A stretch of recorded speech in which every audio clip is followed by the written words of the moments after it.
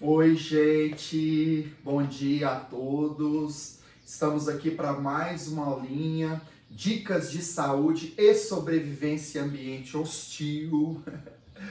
Galerinha, mais uma aula nossa, essa especial gravada por meus alunos do WR, em específico para as turmas de semi, né, do terceiro ano e do curso, tá? Tivemos uma primeira aula em que tratamos o tema geometria molecular.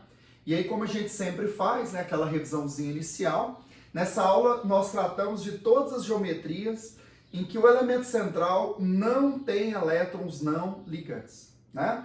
Bom, aí nós vimos que a geometria linear, trigonal, tetraédrica, bipiramidal e octaédrica são as possibilidades com 1, 2, 3, 4, 5 e 6 pares eletrônicos, tá? Tema da nossa aula de hoje é a continuidade das geometrias, só que agora com a presença dos elétrons não ligantes, tá? Vamos iniciar com amônia.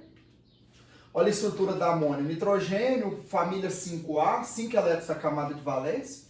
Vai estabelecer 3 ligações simples com hidrogênio, sobrando um parzinho de elétrons não ligantes. Você está lembrado que na hora de contar o número de pares eletrônicos, a gente conta todos os pares de elétrons que circundam o elemento central, exceto os elétrons π. Isso vai valer tanto para definir a hibridização que esse elemento central está sofrendo, quanto a geometria que nós vamos chamar de geometria padrão. Com 4 pares eletrônicos, nós teríamos que misturar 4 orbitais, sp3. Então esse elemento central está sofrendo uma hibridização do tipo sp3.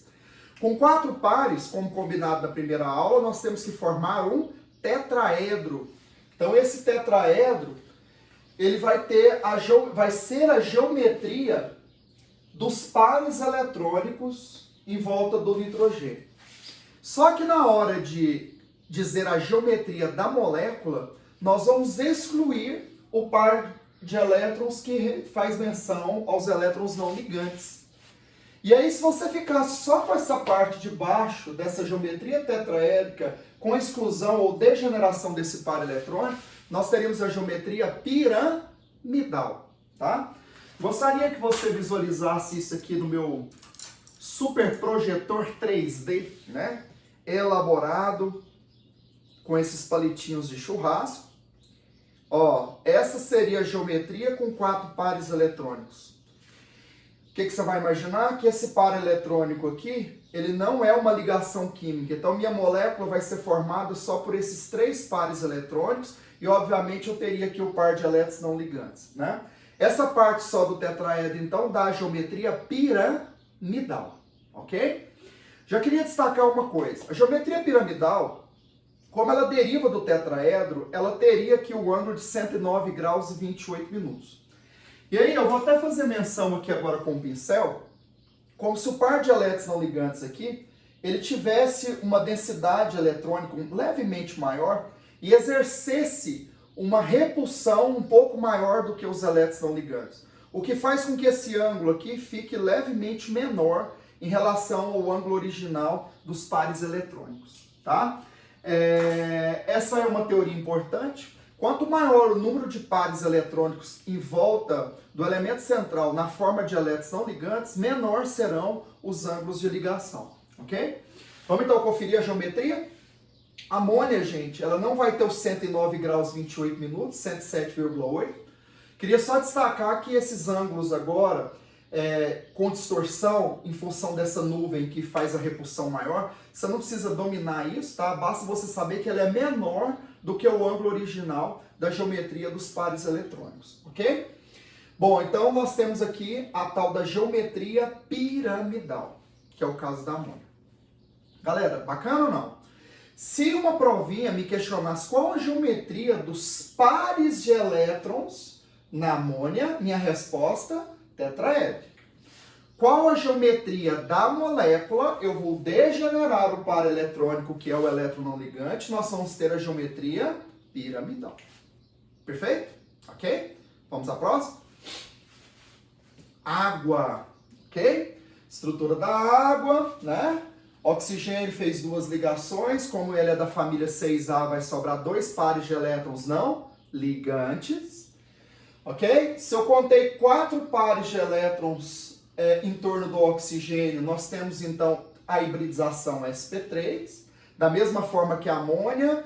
Então nós vamos ter a conformatação de um tetraedro quando você expõe os 4 pares eletrônicos no espaço. Só que no caso da água, esse tetraedro tem 2 pares de elétrons não ligantes. Projetor 3D. Tetraedro, sendo que 2 desses pares serão de elétrons não ligantes. Eu vou degenerar aqui o de cima, degenerar aqui o outro. Obviamente essa escolha é aleatória. Nós vamos ter a geometria angular. Como nós temos 2 pares de elétrons não ligantes, a tendência é esse ângulo ficar menor ainda do que o próprio ângulo estabelecido no caso da amônia. Tá? Seguindo. Vamos ter a geometria angular para a água. Esse ângulo da água é de 104,5 graus, que geralmente o pessoal aproxima para 105 graus, né? E a geometria angular clássica para a molécula de água. Então a água, enquanto pares eletrônicos, ela tem geometria tetraédrica. Enquanto molécula, ela tem geometria angular. Gente, eu acho que a ideia ela já foi passada, então. Como é que você vai imaginar e não decorar a geometria de uma molécula que tem elétrons não ligantes no elemento central? Montar a geometria dos pares de elétrons em torno do elemento central, contemplando todos esses pares de elétrons, e depois retirar ou degenerar a posição onde ficam os elétrons não, o quê? Ligantes. Perfeito? Bacaníssimo. Próxima molécula, ozônio. Bom, galera, a estrutura do ozônio, lembra que o oxigênio vai fazer uma primeira ligação, uma segunda, ambos vão ficar estáveis. Nós estabeleceremos então uma ligação dativa para colocar o terceiro oxigênio. Como essa ligação π ela pode passar de um lado para o outro, nós vamos estabelecer aqui as duas formas, né, de representar o ozônio, que a gente chama de formas canônicas, que expressam essa ressonância, ok? Bom, se eu contar o número de pares eletrônicos em qualquer uma dessas estruturas, nós teremos 3. Lembrando que a gente não conta elétrons π, né, que é uma ligação que é paralela. Então aqui nós temos 3 pares eletrônicos, hibridização sp2. Com 3 pares eletrônicos a gente tem a conformatação de um triângulo. Teríamos a formação da geometria trigonal plana. E, obviamente, se eu degenerar esse par eletrônico, que é o par de elétrons não ligantes, sobraria a geometria o quê? Angular. Perceba que o angular da água foi derivado de um tetraedro. O angular do ozônio agora está sendo derivado de uma geometria trigonal. Obviamente, então, eles não derivam da mesma angulação original. Nesse caso aqui, minha angulação original seria de 120 graus, né? E, obviamente, aqui nós vamos ter um ângulo um pouco menor que 120, 116,78, tá? Mais uma vez, insisto, ângulos esses que você não será cobrado em relação a isso. Então, tá aí o ozônio tem uma geometria angular. Quis colocar o angular da água e o angular do ozônio para a gente perceber que estão derivando de geometrias diferentes, ok? Gente, tranquilo? Vamos lá, geometria do ozônio. Nós temos aqui uma geometria trigonal dos pares eletrônicos, onde um desses pares é um par de elétrons não ligantes. Geometria angular, ok?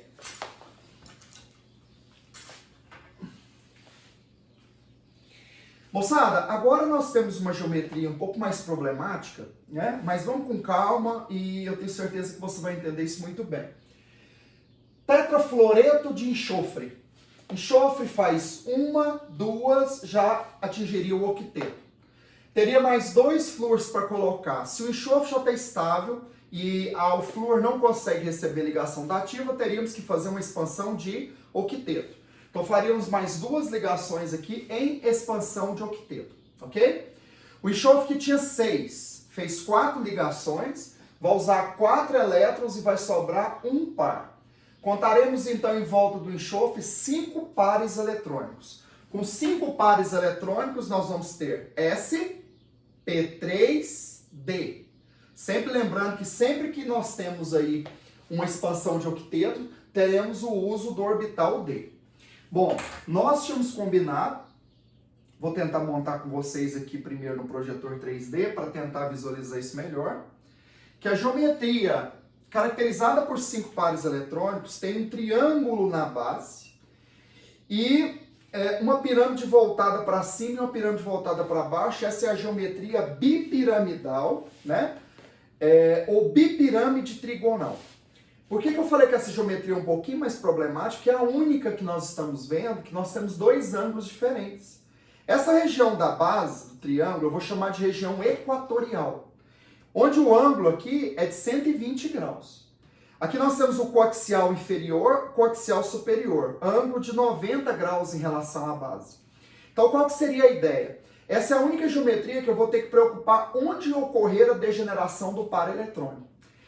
Então, qual que seria a ideia? Onde eu vou degenerar, vai ficar o par de elétrons não ligantes que exerce uma repulsão maior em relação aos elétrons ligantes.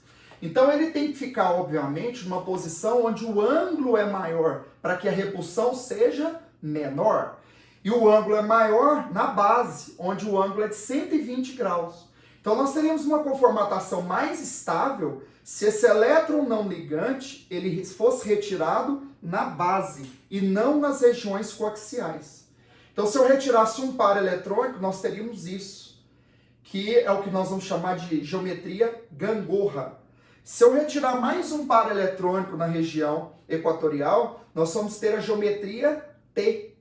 E, finalmente, se sair o terceiro par da base, ficariam só os coaxiais numa geometria linear. Tá? Essa talvez seja a geometria que gere um pouquinho mais de dúvida, mas nós vamos entender isso agora. Tá? 5 pares eletrônicos dá a conformatação da geometria bipiramidal.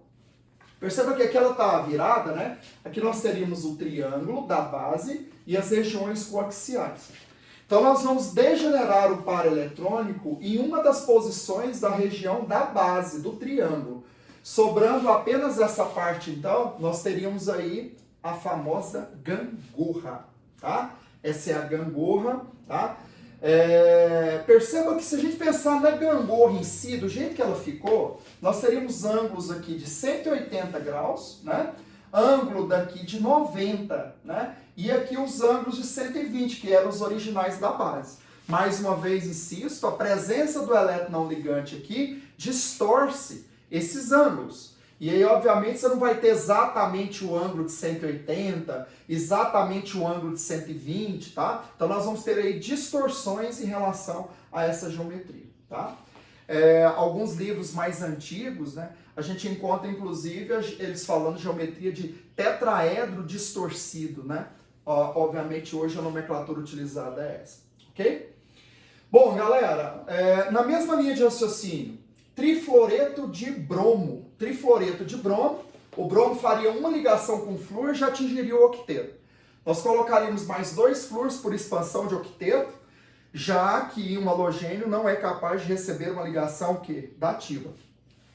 Se o bromo tinha 7, fez 3 ligações, sobrarão 4 elétrons sem participar de ligações. Ou seja, nós temos 2 pares de elétrons não ligantes.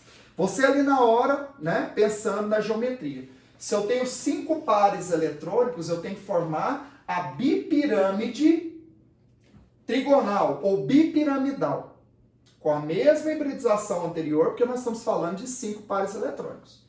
Só que agora eu vou ter que degenerar 2 pares eletrônicos, e como já combinado, sempre na região equatorial, na base, onde os ângulos são maiores, ok?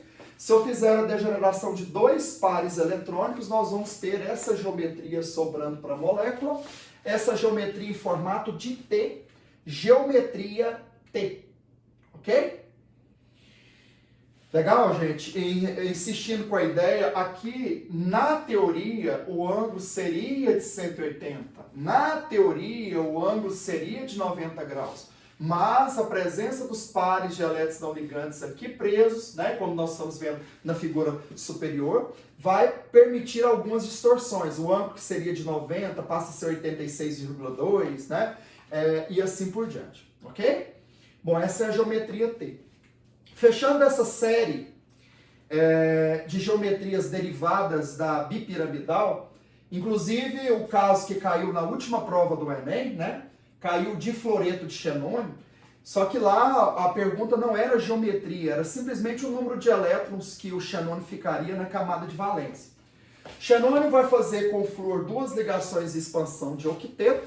Se você tem 8 elétrons, ele fez 2 ligações, ele vai ter 10 elétrons na camada de valência, que era a resposta da questãozinha do Enem, tá? Para nós hoje, se ele tinha 8 e usou 2, estão sobrando 6 elétrons como elétrons não ligantes. Número de pares eletrônicos em volta do rapaz, 5. 5 pares eletrônicos da hibridização sp3d, caracteriza a geometria com 5 pares, que é a bipiramidal. Só que dessa vez nós vamos degenerar os 3 pares da região equatorial que formava o triângulo, deixando apenas os coaxiais presentes na minha geometria. Isso me dá uma geometria do tipo o quê? Linear, tá? Então olha lá, de fluoreto de xenônio, nós vamos ter uma geometria linear, ok? Esse ângulo, na teoria, né, teria que ser um ângulo de 180 graus. Nesse caso, não vamos entrar muito no mérito, mas nesse caso, esses 3 pares eletrônicos da região equatorial, eles acabam gerando uma determinada simetria, já que eles estão formando um triângulo, esses pares eletrônicos estão posicionados no mesmo ângulo com uma determinada simetria, ok? Como se a gente estivesse pensando em vetores aqui, eles iriam se anular. Só que isso é um temazinho para a nossa próxima aula sobre a questão da polaridade dessas moléculas, ok? Moçadinha, teríamos aqui uma geometria linear. Então você viu que no caso da geometria bipiramidal, e aí eu insisto em mostrar aqui para ver se ficou muito claro para você isso, é a única geometria que eu vou ter uma restrição, qual é a posição que será feita a degeneração. Então, essa seria a minha bipirâmide. Se eu fizer a degeneração de um dos pares, eu tenho uma gangorra, 2 pares eu tenho a geometria T, 3 pares eu tenho geometria o quê? Linear, ok? Bom, caminhando mais um pouquinho, eu tenho pentafluoreto de iodo, né? O iodo da 7A faria apenas uma ligação, atingiria o octeto. Nós colocaríamos mais 4 flúors através de uma expansão de octeto. Se o iodo tem 7 e fez 5 ligações em expansão, ele vai sobrar com 2 elétrons não participando da ligação. Então nós temos 5 ligações e um par de elétrons não ligantes, totalizando 6 pares eletrônicos. 6 pares eletrônicos, nós teremos a hibridização sp3d2. Lembrando que essa somatória 1 mais 3 mais 2 tem que dar os 6 pares eletrônicos aqui. Qual a diferença para a geometria anterior? Que agora nós vamos ter um quadrado na base, coaxial superior, coaxial inferior, formando uma geometria dos pares eletrônicos que é a octaédrica ou bipirâmide quadrada. Observem, 4 ligantes na base e os 2 ligantes coaxiais. Como nós vamos degenerar um deles, e agora os ângulos são todos iguais a 90, tanto faz a posição que vai ficar o elétron não ligante, porque nós temos agora uma geometria simétrica, com todos os ângulos iguais. Obviamente, para a gente conseguir visualizar ela assim no plano, né, fica mais fácil degenerar o superior e o inferior, que vai ficar bem visível que, se eu degenero de cima, fica uma pirâmide quadrada voltada para baixo e vice-versa, tá? Então, que geometria nós estamos esperando aqui? A geometria pirâmide quadrada. Então, pirâmide de base quadrada. Como estou fazendo em todas elas, aqui o ângulo na teoria seria de 90.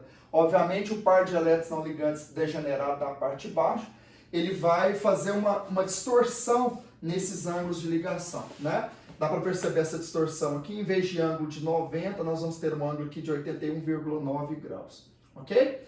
Essa é a pirâmide quadrada, e não pirâmide quadrada, ok? Bom, gente, e finalmente nós temos o tetrafluoreto de xenônio, né? Tetrafluoreto de xenônio, nós vamos fazer 4 ligações de expansão de octeto, já que o xenônio é um gás nobre, já está no octeto. Se ele tinha 8, fez 4, vão sobrar 2 pares de elétrons não ligantes. Contei 6 pares eletrônicos, sp3d2, ok? 6 pares tem que caracterizar um octaedro, onde agora eu tenho que degenerar quantos pares? 2, ok? Lembrando que se eu degenerei o coaxial superior, o ângulo, o par eletrônico mais distante dele seria o coaxial inferior, né? Então nós vamos fazer a degeneração desses 2 pares, sobrando apenas a base do quadrado, ok? Essa então seria a geometria do tetrafluoreto de xenônio. Essa é a geometria quadrado planar, tá? Esse é o quadrado planar. Moçada, para o nosso vídeo não ficar muito longo, vou encerrando por aqui. Queria que você desse uma olhadinha com carinho nessa aula, tentasse enxergar de verdade cada uma dessas geometrias, né? E onde você vai fazer exatamente a degeneração do par eletrônico em cada uma delas, tá? Conseguimos aqui ver um exemplo de cada uma das geometrias. Gostaria que você fosse até o material, fizesse a leitura do capítulo e desenvolvesse os exercícios correspondentes a esse módulo. Gente, no mais, estejam bem, estejam com a família. Beijão para todos vocês e a gente se vê em breve. Valeu!